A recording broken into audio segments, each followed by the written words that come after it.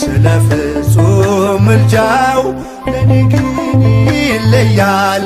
መልአኩ ሚካኤል ስለው ደስ ይለኛል።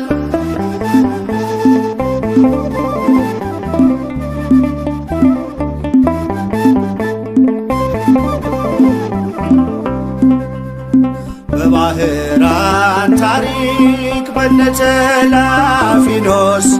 አፎምያ መትረፍ በነዱራታውስ በነብዩ ዳንኤል መች ፈጸምና የሚካኤል ሥራ ይቀጥላል ገና።